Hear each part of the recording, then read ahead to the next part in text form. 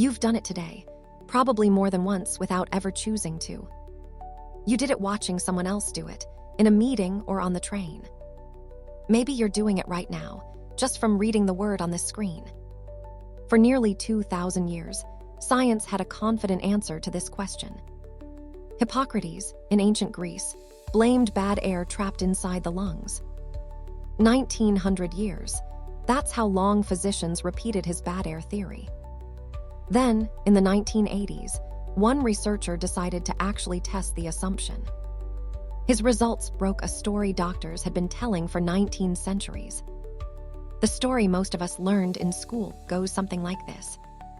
Your blood runs low on oxygen, so your body forces a deep recovery breath. It sounds reasonable, it sounds obvious, it feels true the moment you hear it. It's also, by every modern measurement, completely false. In 1987, Provine designed a simple experiment to finally check the old idea. He gave volunteers pure oxygen to breathe through a tightly sealed mask. Then he switched them to air enriched with extra carbon dioxide. If yawning regulated oxygen, the rates should have shifted dramatically between conditions. They didn't shift, not by oxygen, not by carbon dioxide, not at all. The bad air theory, after 19 centuries, was quietly buried in a journal footnote. In 2007, while still a graduate student, Gallup proposed something genuinely radical. Your brain, he argued, behaves a lot like an overworked laptop processor. When neural tissue overheats by even a fraction of a degree, performance drops fast. A yawn, Gallup suggested, is essentially a cooling fan for the brain. The deep inhale pulls cool air across the nasal sinuses, chilling nearby blood vessels. That cooled blood, then, flows directly upward into the warm tissue of the brain. To test this, Gallup designed a wonderfully strange experiment using ordinary cold packs. Volunteers held chilled gel packs pressed firmly against their foreheads and necks. 41%, that's how much contagious yawning dropped when foreheads were cooled. When the packs were warm instead, yawning rates climbed sharply in the same room.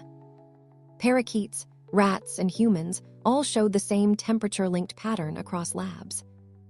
Yawning rises just before sleep, exactly when brain temperature naturally peaks.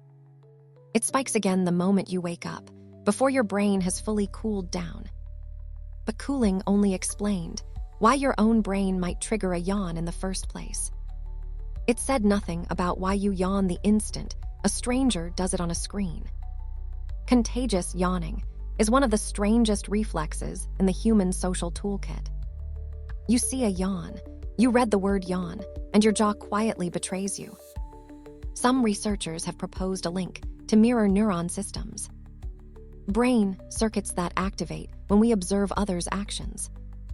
Roughly half of adults reliably catch yawns from others in laboratory studies. Studies suggest the figure varies widely, ranging anywhere from 40 to 60%. Dogs catch yawns from their owners. Chimpanzees catch them from familiar groupmates. The closer your bond with the yawner, the more likely you are to catch it yourself. Fetuses have been observed yawning in the womb during 4D ultrasound scans. Riesland and colleagues documented this clearly between weeks 24 and 36. Contagious yawning, oddly, doesn't appear in children until around age 4 or 5. Senju's 2007 study compared neurotypical children with children on the autism spectrum. On average, children on the spectrum caught contagious yawns far less often than their peers. Researchers stress this is descriptive, not diagnostic. Yawning alone signals nothing on its own. A yawn isn't laziness, rudeness, or oxygen debt. It's your brain quietly managing itself. Frequent yawning may signal poor sleep, rising stress, or a brain working too hard. Researchers caution that excessive yawning can occasionally accompany certain neurological conditions. If yours feels constant and out of place, it's genuinely worth mentioning to a doctor. But mostly, your yawn is doing exactly what evolution designed it to do. It cools an overheating brain, and tells the people around you that you are tired too. Next time you catch one from a stranger, notice the strange intimacy of that moment. Two nervous systems, briefly, syncing across a room without a single word spoken between them.